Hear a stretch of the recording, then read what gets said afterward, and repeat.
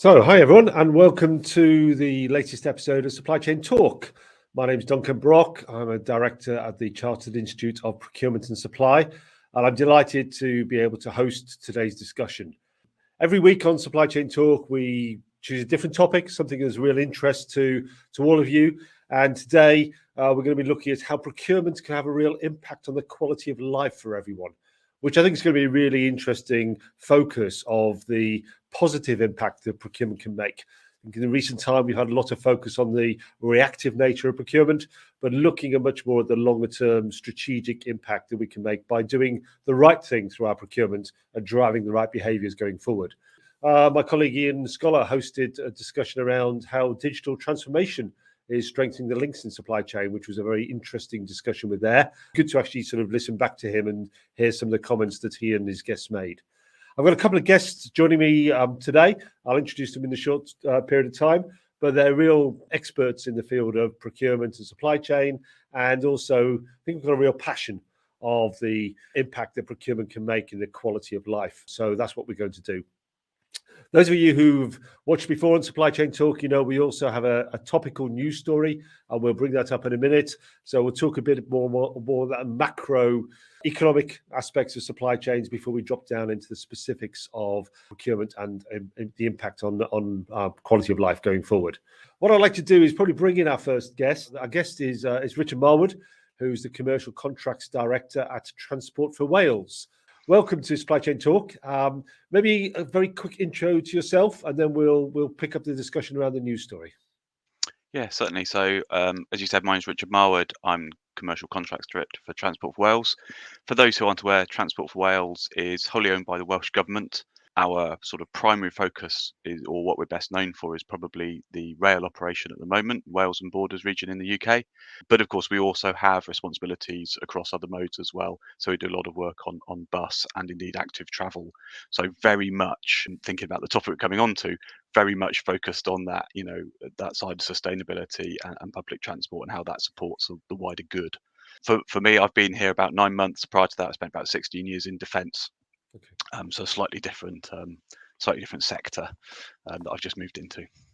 Right. And where are you based? Is it Cardiff, is it? I'm based in Cardiff, yeah. Okay, right. Yeah, and you obviously haven't quite got the Welsh accent yet perfected in the way you'd like to.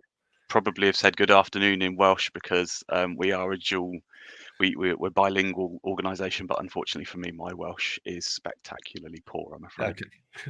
But we'll get there. Maybe in a couple of years' time, we'll bring you back on, and I'll come back and might be more fluent. Very good, Richard. Thank you. And let's open up with a discussion on the news story. We could, as we say every week, at the moment we could choose any news story that we'd like to around supply chain. But the one we wanted to sort of pick up today was around sort of, I suppose, the latest shock to the supply chains with Shenzhen in China locking down again and causing sort of further shocks to the supply chain. And actually, this I think came out on Monday in Supply Chain Dive as an article. But I think when I looked at it, and it was one of those, there's so much in the news at the moment, but the fact that 11 districts have already locked down, COVID cases are rising again as we go forward. And we know Shenzhen's a major sort of logistics, manufacturing, shipping hub. And I think this story was talking more about the impact on freight and the blockages that's going to cause. But that we've already got freight problems as we go through anyway, as we go forward. More pressures on supply chains generally. And then I think there's also comments towards the end of the article around the fact that Foxconn, who we know is a major supplier into Apple, were basically suspending production, and they weren't yet saying when they were going to restart again. So just another impact on supply chains that all of us are going to feel probably as we go forward. And I suppose, Richard, when you reflect on that and you reflect on the general fragility of supply chains now and the problems, that it just seems to be yet another shock, doesn't it? Yet another impact that we're all trying to cope with. No, I completely agree. I mean, firstly, I have a lot of sympathy for the individuals who themselves are getting COVID. I'm currently got 3/4 of my household just tested positive, and I suspect I'm about to make it 100% in the next day or two. So apologies if I'm coughing and spluttering throughout. But no, I completely agree. I think it illustrates really well the challenges we face at the moment and the level of volatility and unpredictability. And who would have guessed a week ago that it would be that particular region, but you'd have known it was going to be a region probably somewhere in the world.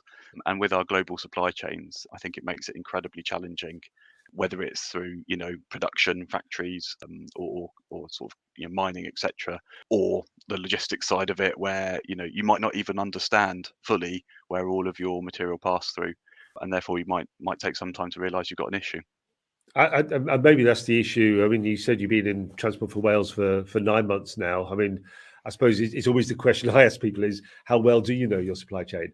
And if you're talking about buying fleet, or if you're buying equipment for the transport network or whatever it would be, I mean, often those manufacturing supply chains are quite complicated, aren't they? And would you say you understand your full supply chain? I think anyone who says they understand their full supply chain has probably misunderstood the question, or is just lying, aren't they? I think we no is the very short answer. We are endeavouring to, but it is very difficult, especially like you said, when you get to OEMs and getting visibility beyond that. And then at the moment, as we'll see in the the really tragic situation in the Ukraine and the impact there we're seeing on any trade with Russia into the commodities as well, where again it's that understanding can be very challenging, I think. So no, we really struggle. I would say that's maybe just a reflection on me. The last decade or so of my life in procurement roles has been very much a discussion about how do we get to understand better our supply chains, whether it's the material or the logistics side of it, and it's always a real struggle. So we've got a long way to go, although obviously we're working hard on it at the moment. Yeah, and I suppose well, this article was talking about the disruption of freight, but obviously there's an inflationary pressures coming through. They were seeing that in terms of freight costs generally, and they've been sort of spiking for a period of time. This clearly is only going to add to that. But the inflationary pressures generally in supply chains, I don't think we've seen that sort of level of inflation for probably 10 years plus, I think, in terms of what we're starting to see feeding through our supply chains.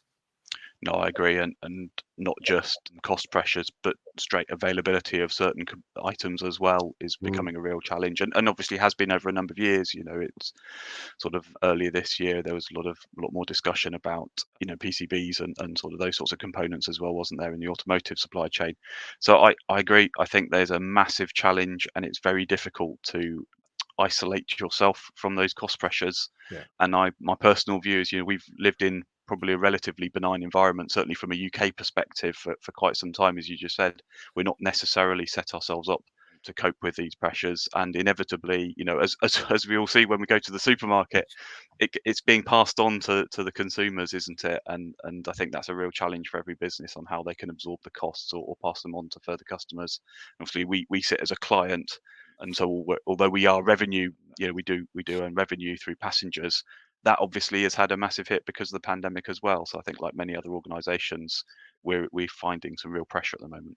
Yeah, I was talking to someone this morning, and they were saying, the general sense is it's crisis after crisis, and where do you get the headroom? Where do you have the space to then be able to sort of sit back and actually really start to do some proper planning? And maybe we'll come onto that a bit later, because I think that's sort of longer term strategic impact is maybe what quite a few organisations at the moment are struggling to get to, aren't they? And to move forward in that direction.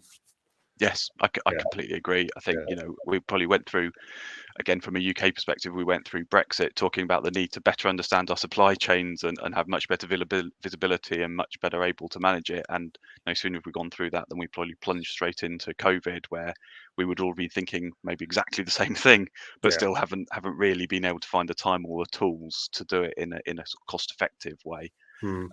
That allows you to make decisions, because ultimately that's the real challenge, isn't it? Is sometimes you're in certain areas you're a market taker. It's very difficult to work out what decisions are actually gonna really make a difference. Yeah, and which are the short-term ones and which are the longer-term ones. Yes, exactly. And I think I'm sure we'll pick that up in a few minutes as well as we go forward. So let me bring in our second guest. It's Sean McCarthy. So Sean, if you could join us, it'd be great for you to welcome you on into Supply Chain Talk. Sean is I think you wear a number of hats. I think in the brief here, I've written down as the chair of Supply Chain Sustainability School. but I also know you've got a few other roles you play as well, Sean. But maybe you can give a quick intro rather than I can, because I've seen you in a number of guises over the years. Yeah, good afternoon, Duncan. You certainly have. Yeah, so I guess in short, I'm a director of Action Sustainability. Action Sustainability is a business that I founded in 2006, having had a long history in procurement. And the reason that I founded the business is people were starting to talk about sustainable procurement at the time, but there was no help for anybody out there. So to cut a long story short, I packed in my job and started a business. I also took a role as chair of something called the Commission for a Sustainable London 2012. And this was a sustainability oversight organisation for the London 2012 Olympics. Now, within Action Sustainability, we do four things. So we're consultants in sustainable procurement. We help organisations to procure more sustainably. We run the Supply Chain Sustainability School, and I chair the board of the school. This is a collaborative organisation in the built environment sector. We now have near enough 170 partners, all working together with a common objective to upskill their supply chains. I'm very passionate about the idea of collaboration and working together rather than individually. And the school has its 10th anniversary actually in June this year. We're planning a big bash to celebrate that. We have some software which is all about sustainability performance. Then I'm also a director of Action Sustainability Community Interest Company. Through that business, we host a community of practice, a global community of practice around sustainable procurement, ISO 20400.org, supporting the international standard and organizations around the world free of charge who want to procure more sustainably. So sorry if that was a long introduction, but that's basically what I do today. And I knew that was going to be a long introduction, Sean. Yeah. Now, shutting me up is the challenge, Duncan. And I think it's quite nice because I think I've been on panel discussions where you've been the chair, so it's quite nice to be in the seat this time around. But I mean, Sean, just taking the macro view initially, and maybe building on what we were just talking about here with Richard. I mean, the disruptions down through supply chains and the ongoing shocks in the supply chains, and it's probably greater than I know I've ever seen, and probably in the same boat in terms of what you've seen as well. I mean, how do you think procurement organisations are coping with this? What are you seeing people doing to try and overcome what is clearly quite a challenging situation we're all facing? Yeah, I mean, I think they're coping, but only just. And I agree with you, Duncan. In my very long, 30-odd career in procurement, I don't think I've seen anything like this. It's there are disruptions to supply chain all over the place, as we said earlier. I mean, it's been about COVID, it's been about Brexit, the cost pressures such as we've never seen before, shortages of materials, freight costs, going through the roof, labor shortages. We've had this perfect storm of Brexit, COVID, now disastrous war in Ukraine, which are disrupting our supply chains like never before. It's interesting. Through some of the work that I do, I've actually got some funding in the construction industry to help organisations with their procurement. So I've got some free consultancy and free training that I can offer to my partners in the supply chain school. And I struggle to get them to take it up. I've never had to work so hard to sell stuff for free. And it's simply because they're just firefighting. We'd love to think long term, Sean. We'd love you to come and help us with, specific supplier relationship challenges or longer term issues, or maybe train our team to upskill them in procurement. But we haven't got the time. And this is where I think the disruptions that we see at the moment, sadly, are going to set our profession back. Because, as you said earlier, Duncan, people do not have the headspace to think more strategically, train people, maybe bring new people into the profession, develop their careers. Unfortunately, I don't have any answers to this. It's really a reflection on what's happening today, but we're faced with the situation we're faced. And I think, procurement professionals are nothing if not personally resilient. We are able to deal with crises, but this is a big one. Yeah. Well, and it's been such a long time, isn't it? It's been that sort of constant sort of, you both talked about that sort of one after another, and who knows what's next. And I think, I mean, sat here sort of 3-4 months ago, thinking, oh well, there won't be a war between Russia and Ukraine, and Yeah. you just said earlier, Richard, he's suddenly got to a point where suddenly it's happened, and there's another shock down through the supply chains, another spike on inflation. I mean, oil price going through the roof in a way that none of us really expected to see, and again, just another spike that's come through. So, but I mean, I've just seen a really interesting question from Mark Bowden actually in the chat, which actually said, is sustainability one of the first things that organization makes, or one of the first sacrifices that organizations make in order to maintain order or keep output going? And I suppose back to your point, I think, Sean, when people are really under pressure, and it's all about trying to keep manufacturing flowing, trying to keep the supplies going, do you drop some of the other nice things you'd like to do? And I'll use that phrase in the wrong way because I know you'll hit me for it about sustainability, but actually, do you focus on just the things that are imperative for supply, and then I'll come back to that later. I mean, I don't know. It's an interesting question. It is a really interesting question, because if I go back to the global financial crisis of 2008, that was absolutely the case. Sustainability got dropped like a hot potato, and quite frankly, I started my business in 2006, and it very nearly went bust in 2009 for that very reason. Nowadays, no.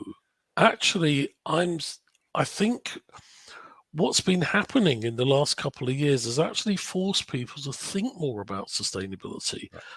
There's obviously a bigger emphasis with, the Greta effects and the David Attenborough effects and what have you. I think it's much more mainstream in people's minds now. But I think there is also a realization that I've always said, as you know, Duncan, that if you think sustainable procurement costs more, then you're doing it wrong. But people are starting to think. I was talking to a client this morning, and they were saying, well, we're going to switch all of our diesel supply over to HVO, hydrogenated vegetable oil, because we can fix the price of HVO for 12 months.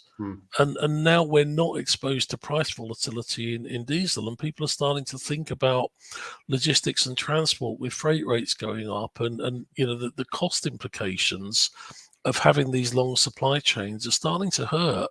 The disruption of supply chains around the world that we've spoken about are starting to hurt. Looking at supply chains closer to home is better for carbon emissions. It's starting to be better for cost. It's better for social value. So if I look at what we've done in the supply chain school in the COVID year, I think like everybody else, we thought, well, this is going to be disastrous. We're going to have to hunker down and try and survive. We actually doubled the number of people that were attending our training events in that 12 months. And in this current year, we've added another 50%. We were celebrating under 2 years ago now, certainly during COVID, 100 partners in supply chain school. We now have 170. So oddly enough, I don't think sustainability is going on to the back burner, because it's no longer a nice thing to do. It's essential for the survival of the profession. I think procurement professionals are starting to recognize now that, most organizations do most things they do through their supply chains. So therefore, the procurement professional becomes the gatekeeper of new standards of sustainability. So oddly enough, although we're in this crisis situation and everybody's firefighting, I don't see the sustainability agenda going away in the way it did in 2008. Right. I'd completely echo that. I think, for two reasons, I guess. Firstly, it's undoubtedly much more established as an agenda, much more important for businesses, expectations of consumers, etc. So I think that's materially different, isn't it? But secondly, and your point about diesel is a really good illustration of it. Some of the current crises around energy prices, etc., push you into a much more unsustainable environment. Right. And so I think it's really usefully highlighted to people that what they'd taken for, or maybe what some had taken for granted and thought they could assume would be there for the foreseeable future. Actually, there's much more risk than they'd really realised. And I think the same is true again, as you mentioned, in terms of long logistic supply chains. Suddenly having something near doesn't feel like such a cost premium anymore, does it? And I think it gives a very different lens when you look at your supply chain with these sorts of things layered on top of it. That were maybe always theoretical risks, but actually hadn't bitten that hard for quite a long time.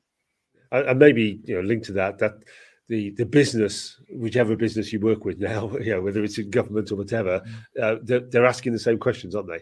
Whereas maybe Sean, when you talk about when you first started Action Sustainability, you're trying to push an agenda that people are going, really? Whereas actually risk and resilience linked into sustainability, they're sort of wrapping around each other, aren't they? And actually the same questions are being asked in a number of ways, of which the answer often is yes. It is that shorter supply chain. It is that more local supplier base. And by the way, there are good sustainability benefits that come from it, but you've got to change your supplier base. And I think that's the bit that, when times are tough and people are busy, trying to change that supplier base is often quite a challenging thing to do. And maybe the plans are there. We've got to see the evidence of those plans coming through yet. Yeah, certainly when I started, everybody thought I'd gone mad. But I remember meeting you when you started as well. I didn't think that. I'm sure. No, you didn't. That's right. Yeah, absolutely. But it was quite a niche thing at the time. Yeah, I think you're right. There is more demand now, and it's certainly coming down from clients such as Richard. The public sector really is starting to drive this agenda hard now. But interestingly, in the private sector, in the last couple of years, the drive from investors has become massive. And that's what businesses worry about now. They worry about their share price. They worry about the cost of insuring their business. They worry about their cost of borrowing. Big investors like BlackRock are saying, well, if you don't have a credible story on climate change, we're going to vote your board of directors off the board. It's becoming threat now. It's not even like nice anymore.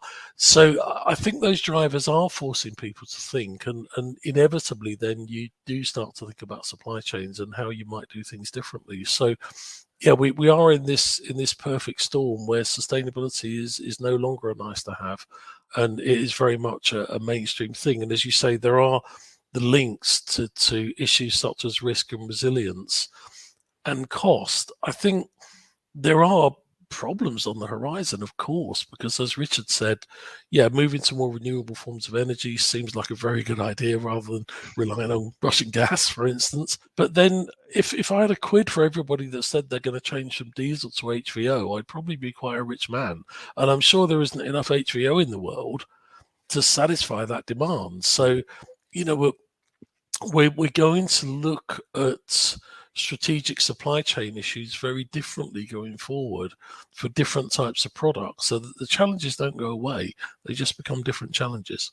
Yeah, I mean, there's a couple of really good questions that are coming. I'm going to come back to one from Paul in a minute. I want to move on to the main core of the topic here, which was around the role we can play. But I just wanted to sort of touch on there's a question or a comment in from Ivanson Njomo. It says, hi all, good topic on how we need to adapt from supply chain post-Russia-Ukraine challenges. I think, Evanson, just before we go in there, that would take us a whole hour, right? And so I don't think that is a topic we can cover off today, but it will be one we'll come back to as we go forward in supply chain talk, because it's going to be clearly how that plays out and how the sanctions play out and how the whole impact of the disruption and the devastation plays out. We'll come back to, but not for today. But there is a good question from Paul on fuel, which I want to come back to. But let's come into this sort of the main core of the discussion we wanted to get to here, which was around this, what role can procurement play? Because I think we can talk broadly about, the sustainability, but if we're talking about increasing sustainability, improving living standards, what sort of proactive initiatives can we make as procurement professionals in this space?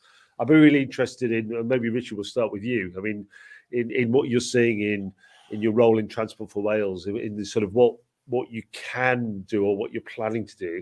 It'd be sort of great to get some of your insights as to the role that procurement can proactively play, the positive role we can play in this space. Yeah, sure. But before I answer the actual question, one thing I would say is, I'm new to moving into working in the Welsh Government, or for an arm's length body of the Welsh Government. It's been really interesting that they've passed legislation. So the Wellbeing and Future Generations Act, if people aren't familiar with it, is really worth looking at, because it's fascinating what they're trying to do about improving the environment, the economy, society, and Welsh culture. And I think there's some really good lessons there for anyone, actually, and a really good framework to think about what do you actually mean by sustainability and these sorts of things, and what might you want to achieve. So I would just sort of signpost that to people as well worth a short read. It's a fascinating area. In terms of what we can do from a procurement perspective, and of course we're subject actually to the Future Wellbeing Generations Act, so we are worrying about it a lot. I think about it in three different places mainly, probably. So firstly, I think there's a big part about informing requirements. I think, was it Sean talked about us being the gatekeepers, and I think that's a really important bit of being able to feed back to people who are thinking about what they might want to buy, where the market is and what's going on, and where the innovation might be and where the good practice is. Easier said than done, as with most of these things. Secondly, a really interesting thing we're looking at, certainly in a number of procurements, is how do we structure our procurements better to deliver some of these things that are potentially really quite difficult at the moment. So, just this morning I was talking about one procurement that will include a reasonable amount of energy that will be need to bought because it's about electric vehicles. So, who should bear that risk, and how are you going to best be able to structure things to get the right decisions made? And that includes us looking at taking on more risk ourselves. Because that's the right thing to do, because it will get us the right outcome. And then the third one is the really simple working with your suppliers. And I think we underestimate massively the amount of value we can get if we just collaborate. And the sustainability school, I think, is probably a great example of that. And we use it in TFW, but there's so many different common causes now that actually you can work really well on with suppliers that can make a massive difference. So I would look at those three broad areas as things we're working on quite hard at the moment. Right. And that sort of, and I'm sure Sean will come out of the collaboration bit, but that collaboration with the suppliers, and particularly, I suppose, local impact. I know within government is also quite a big driver, isn't it? That actually, working with the local suppliers, developing the local supplier base, job creation that comes from that, but also the upskilling that comes from it. I mean, that's I think it's a major push for most governments across the world, and I'm sure Welsh government's no different on that. No, so the Welsh government is absolutely definitely no different from that. I do think you need to pick the right procurements to try and look more locally on. It's not going to be suitable for everything. There almost never is a one size fits all answer, is there? But really identifying those procurements that you can work locally and structuring things to do that is absolutely key. We do quite a lot of work with some of our suppliers on other things as well, especially around do some work at the moment on ex-offenders and how can we help them back into the jobs market, or military veterans, and how do we make sure that we're really tapping into a great source of talent there? Because of course these things, business can do this out of self-interest as well. There's definitely a talent shortage. So looking at areas that are a bit untraditional but deliver on these sorts of wider these sorts of sustainability goals, absolutely key for us at the moment. Yeah, and embedding that in ways of working, embedding it so that it becomes part of the decision making and not questioned. Because I think at the moment you still add some of those weightings in there, but there'll always be those naysayers will go, oh well, if you took that out, then we could get this cheaper. And that tension will be there for a while, I think, won't it? In those sort of decision making. I think it will be. I go back a bit to what we talked about earlier, that the nature of the issues we're seeing at the moment do seem to actually help the argument, not hinder it. And that's, I guess it's not a positive we've got the issues, but it's not unhelpful from the point of delivering better, more sustainable solutions. It's inevitably a debate that has to happen, because there are finite amount of money, generally speaking, for things, aren't there? And so sometimes there has to be trades. I do think there are plenty of things that actually you don't need to trade, where you can get a positive, sustainable solution that didn't actually cost you more. And we've certainly got some good examples of that. So a couple of years ago, so before I joined the organisation, when we were buying furniture for our new offices, they're now almost all of it, 80% I think, was refurbished. So that saves us money, saves an awful lot of carbon, because we didn't buy new. We were able to use some of our own, but a lot of other people's furniture as well. And frankly, when you're in the office, you really wouldn't know. It looks fantastic.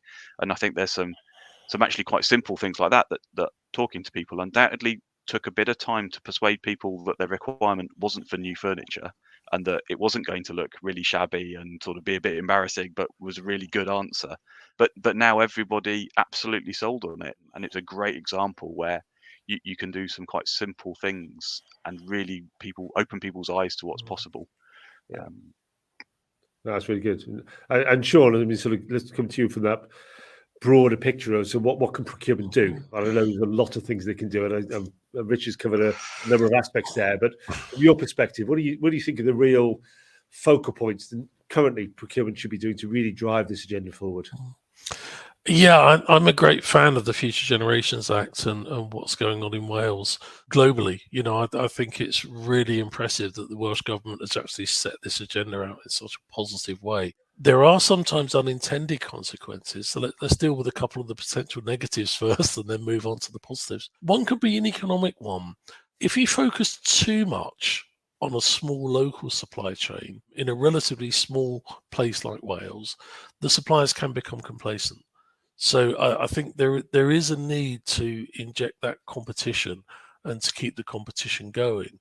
And as Richard said, I think, and you've also said, Duncan, that there is a need to change this mindset from the sort of old school, buyer-supplier relationship, master-slave relationship, to a more collaborative way of working and engaging with suppliers in ways that can drive costs down for the buyer, but also drive profits up for the supplier.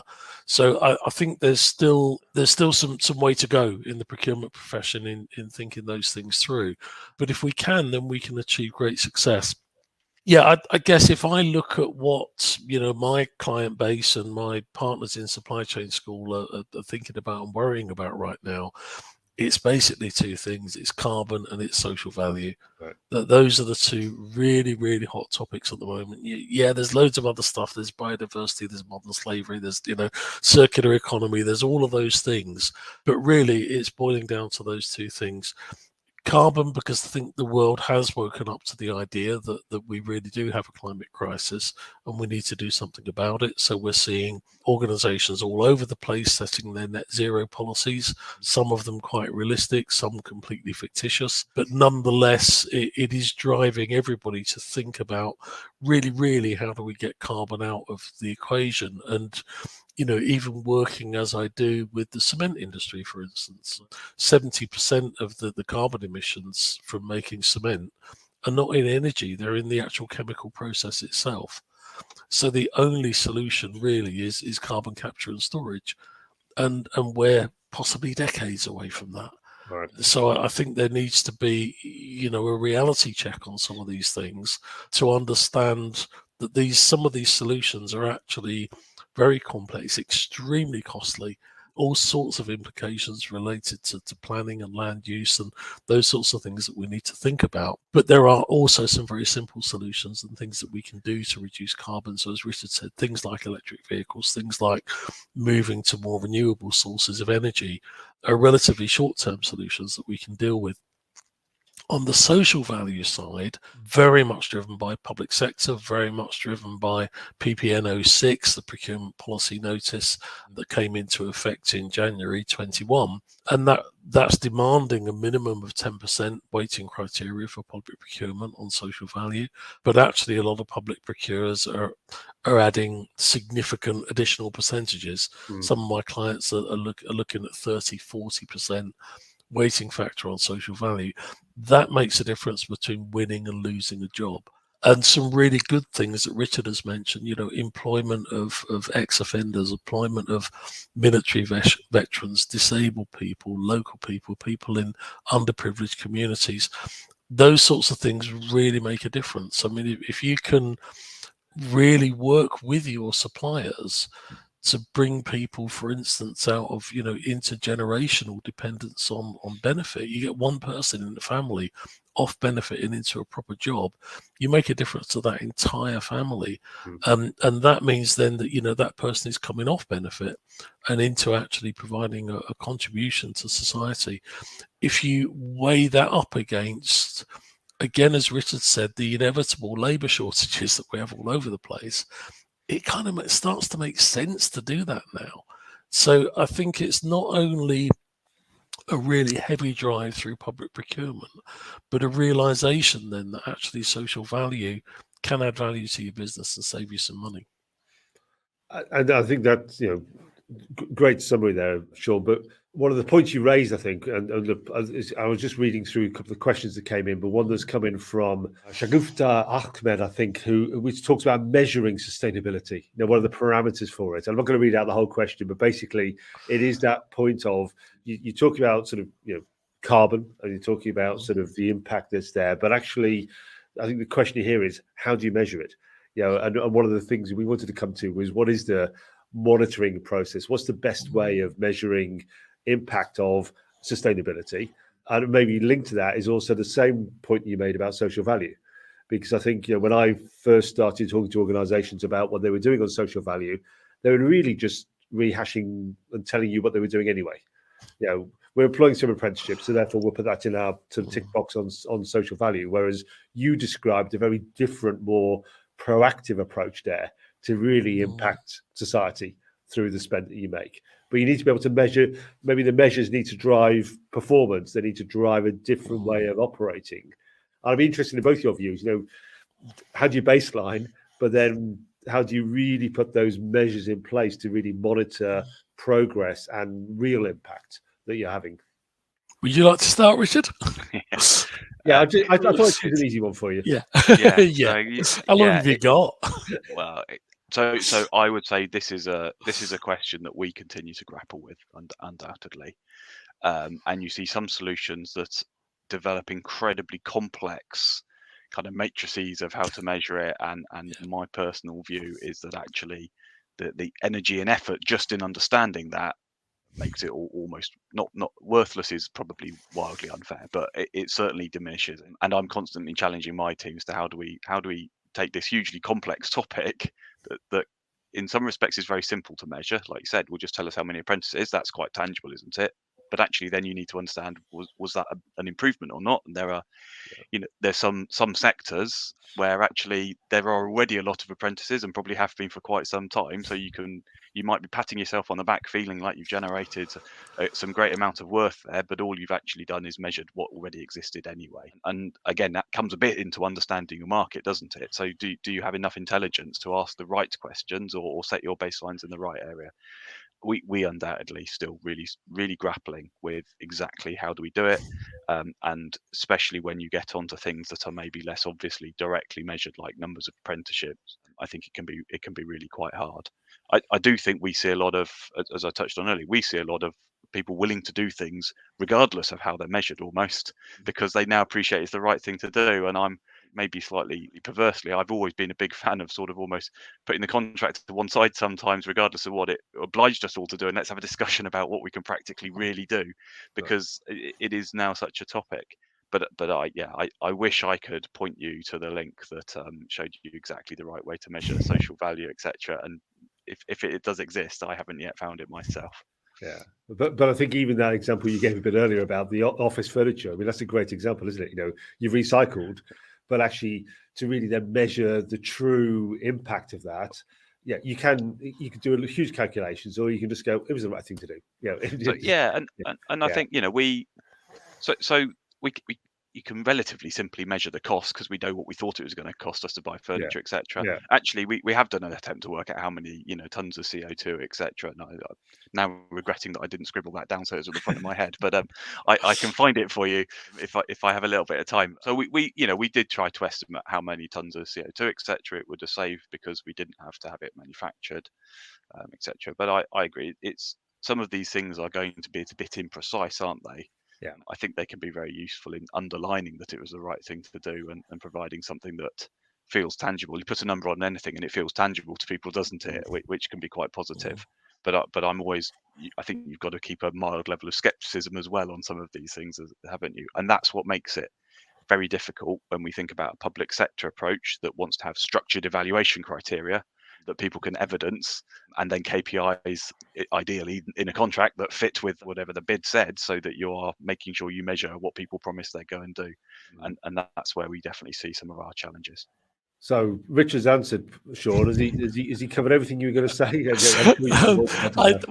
A couple of things. Of course you must measure, and I'm slightly biased because I can sell you a lovely piece of software that will help you to do that. But actually, what I would advise clients quite frequently is you don't need our software yet, because you haven't sorted out your goals. You don't know what you're shooting for. You haven't got things in your contracts. You haven't, there is so much that you need to go through strategically before you get to measuring things. And then, of course, you do need to measure, but you do need to understand what you want your suppliers to do before you start measuring them. And people do kind of make the mistake of diving straight to the KPIs when actually you haven't sorted out what you want to do. In social value, oh my God, there is so much out there now and so many unintended consequences. I was looking at one the other day, literally, I think it was like yesterday for a client. They wanted to measure, they wanted to mitigate the risk of modern slavery. So the measure that they have chosen for their suppliers was the pounds spent on training their staff in avoiding modern slavery. I'm like, well, I run the supply chain school. You can get probably the best modern slavery training available, certainly anywhere in the UK, possibly anywhere in the world. You can get it for free. So you would score 0 on that KPI for the amount of money that you spent on training. I mean, on what planet does somebody think that's a sensible KPI? On apprenticeships, I know of a contractor that I won't name, that was building some buildings in a London borough that I won't name either, because part of their planning consent was you must have 6 apprentices on this project. So they went out and they hired 6 apprentices. The project's only lasted 9 months. So they sacked the apprentices when they finished the project. So they ticked the box. As Richard said, there is a temptation to say, yeah, I've ticked the... So they ticked the box to say 6 apprentices. Those 6 people joined the construction industry in good faith, expecting a career, and they got sacked at the end of 9 months. They did not finish their apprenticeship, and I'm sure they will never come back to this industry again. And then we wonder why we have labour shortages. But unfortunately, that local authority, through their planning demand, has created that unintended consequence, and the contractor then also being slightly unscrupulous hasn't helped. But also at the bottom of that, there were 6 people whose careers didn't take the direction that they wanted them to take. So you do need to think really carefully, but my advice would be think about what you want to achieve first, and think about your KPIs last. Then really think about it properly in terms of what you need to do. Then come and buy my software. But that's the last thing you need to do. Yeah. Before you plug anything else. Sorry, shameless advert, but I'll shut up now. Okay, Thank you very much. You can switch me off now if you like. I thought the free training was great. I think everything else was great. You were doing really well up to that point. Yeah. Okay. Yeah. But I do think your point's really well made about the resources that are available now to help. And I think you both touched on that. The guidance that's out there, the support that's out there. There is a lot that's there. Maybe people don't have all the answers yet. But I think, Richard, your point's well made. Maybe you just got to get started on some of this and do the stuff you can do, and then some of the other things will come through behind it. I have a number of discussions internally with people about, we end up in extended debates about should you have 20% or 30% weighted on it, et cetera, and you sort of say, well, do you know what? Let's just do something, and then we can refine it over time. These aren't permanent solutions for some of these things we put in place. Let's just do something and learn and get into that slightly more iterative process, rather than thinking that we have to have our perfect solution for all of our procurements. Now we can actually keep growing into it and take our learning with us. And hold your suppliers to account for actually doing it, because at the end of the day, percentage and weighting factors don't mean very much if the supplier promises the moon on a stick and then doesn't deliver. Yes. Yeah, I think that's the key thing, isn't it? Is don't pick things that actually will either become very difficult to measure, that were easy to measure in a bid, but very difficult to then measure in the real world. I think there's a key point there. But also, secondly, that aren't going to set you up for some impossible decisions later when someone comes back and says, well, I can do that for you, or I can deliver the outcome that you really wanted here, and sort of force you into these sorts of dilemmas. So I think there's a lot of thinking. I completely agree with Sean about what was it you were trying to achieve, and be really focused on that, and then make sure everything else lines up behind that. Because if it was what you're trying to achieve, you shouldn't end up with those sort of on that horns of that dilemma, because it was what you were trying to achieve. I've got one question, a slightly different topic, or coming back to maybe one of the topics we touched on a bit earlier from Paul O'Neill. So this is really coming back to, I suppose, the tension between supply and cost and sustainability. He says, with carbon prices per tonne set to be considerably lowered due to the increased fuel costs, do you think this will change sustainability agendas and make fuel energy cost a driver ahead of sustainability? And maybe this comes back to a topic we did touch on a bit earlier, but I did notice that Paul had asked the question, so I wanted to come back to it. So just that again, Richard, I know when we were talking yesterday, prep for this, you were talking about electric buses as a good example. Are things like this going to fundamentally change some decision making that people have about energy costs, fuel costs, but then linked into the sustainability agenda? Can you really build the two in together? Yeah, I think the short answer is we have to find a way to do that, don't we? I don't think they can exist in two different worlds.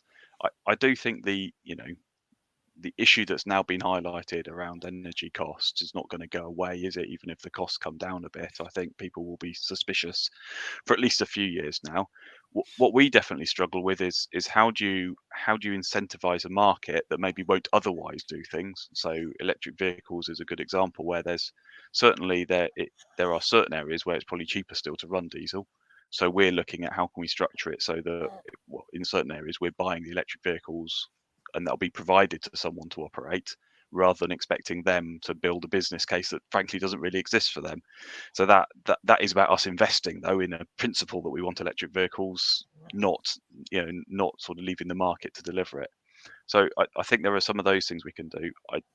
My perspective is that energy prices at the moment are so high, it's forcing a lot of people to look at how can they use less energy and how can they move away from fossil fuels to other sources that are much more sustainable. That's certainly how it's impacting us at the moment. Right. So you actually see those two agendas going hand in hand in a way. I do at the moment. I think things will, it's probably a more difficult dilemma if energy prices start to reduce hugely and then people are left with much cheaper options using fossil fuels. But right now, those two things certainly aligned. It looks logical to move away from fossil fuels at the moment, doesn't it? Just from a cost perspective. Yeah. What's your thought, Sean? Yeah, I mean, predicting energy prices is if I could do that, I wouldn't be sitting on this talk today.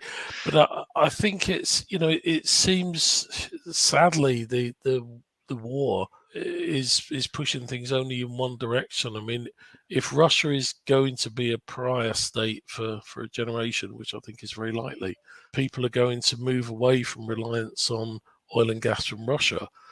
That's only going to drive prices in one direction, and that's going to be up. So I think that the exceptionally high prices that we're seeing right now are likely to continue for the foreseeable future, and that does play well into the hands of the sustainability agenda and the drive for renewables.